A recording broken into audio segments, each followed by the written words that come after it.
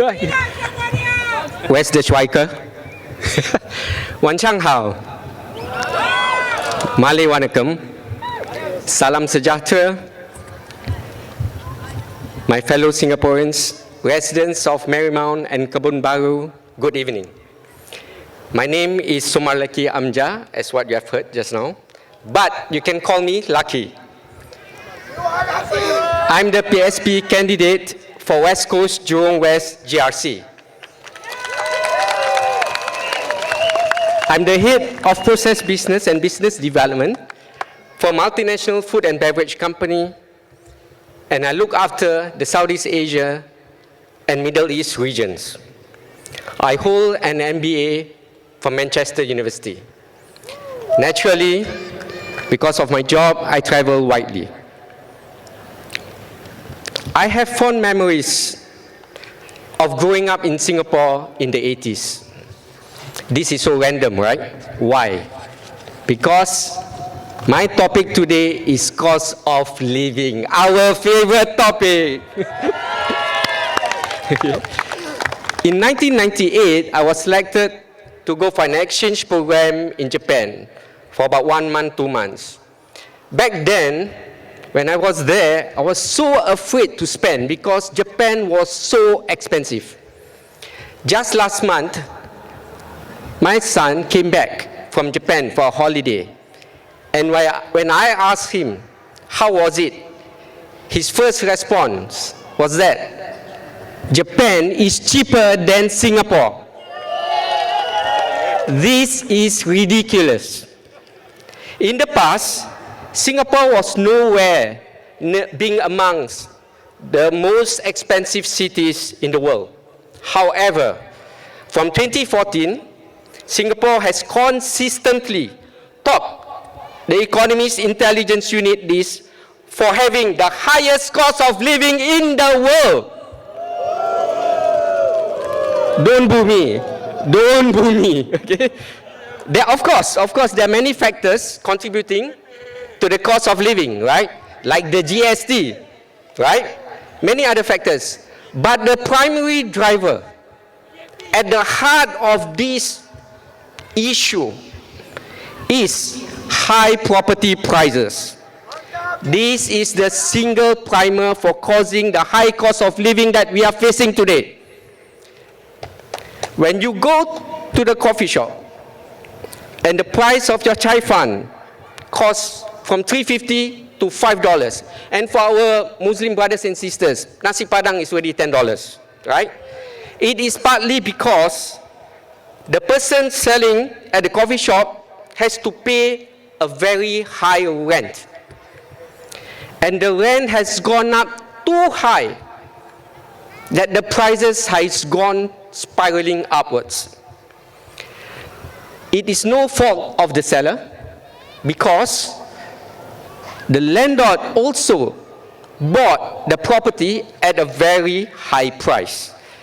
Over the last 5 years, there have been multiple coffee shops all over Singapore, sold for more than 40 million. I give you examples. 2002, a coffee shop in Tampines was sold for 41 million. 2023, a coffee shop in Serangoon, which is near here, was sold for 40.5 million. The new owner paid almost 10,000 per square foot. How can rents go up if the coffee shop are being bought? How can rents not go up if the coffee shops are being bought at such ridiculous prices? And when rents go up, the food sellers must also increase the prices of the food they sell. It is not the food seller that's making the profit. It is the value chain. It is the cost chain going up.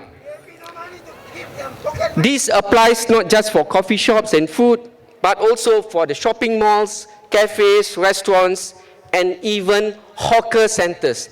Our only avenue to find cheap, affordable food is also affected.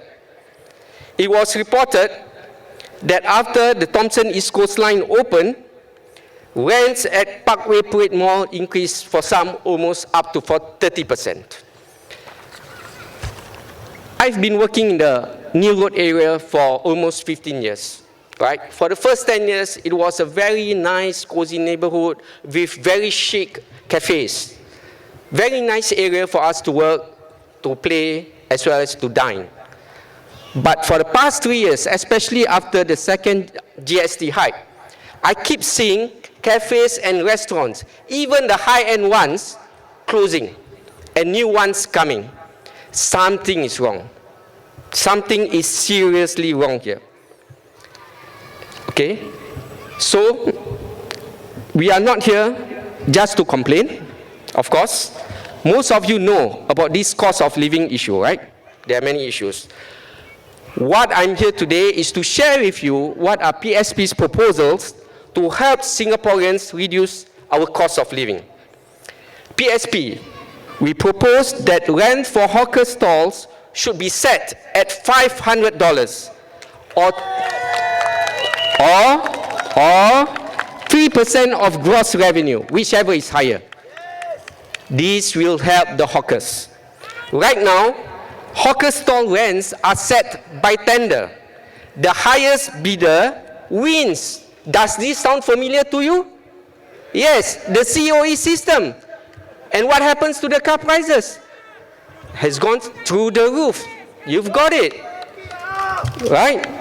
So, that's why in the news, you see that some hawker stalls have been rented out, have been renting for more than $10,000 per month.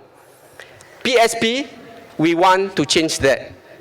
If we fix the rents for hawkers at $500 per month, we will reduce the cost for the hawkers, and we as consumers are most likely to enjoy the food affordably. Right? Let's say the government will counter with us saying that there are many bidders to the same hawker stalls. Then we ballot. The winner will win by ballot. Isn't the government very good at balloting systems, right? So surely they can do this even for the hawker stalls. Secondly, we must build more hawker centers, especially in the newer housing estates. To be fair, in my area where I live, which is Bidadari Woodley, they've constructed a new hawker center, albeit a very new fashion style. But it shouldn't just be in Woodley or Bidadari. It should be all the new estates and also some at the older estates. Because at the root of it, if we lower rents to the hawkers, it may help drive down rents at the private coffee shops, privately owned coffee shops and food courts, because now there's a ripple effect. Hawker center prices go down, the food courts, privately owned, and the coffee shops cannot remain high. Overall, with this ripple effect, it may help to reduce overall prices for us Singaporeans. PSC has also proposed that guidelines should be set for annual rent increases for commercial properties. Okay? And this will help cap the rent increases on a yearly basis so that we can calibrate the rent increases year on year. My fellow Singaporeans, this is the most important message I would like to share with you. We should not pretend, the government should not pretend that they are a passive bystander in our cost of living crisis. When you go to the ballot box on the 3rd of May, think of the price of the plate of chicken rice that you wish to pay. If you want to pay $10, vote them. If you want affordable prices for you and your family, vote PSP. Vote for Progress for All. Vote for Progress Singapore Party. Saya sini. Terima kasih.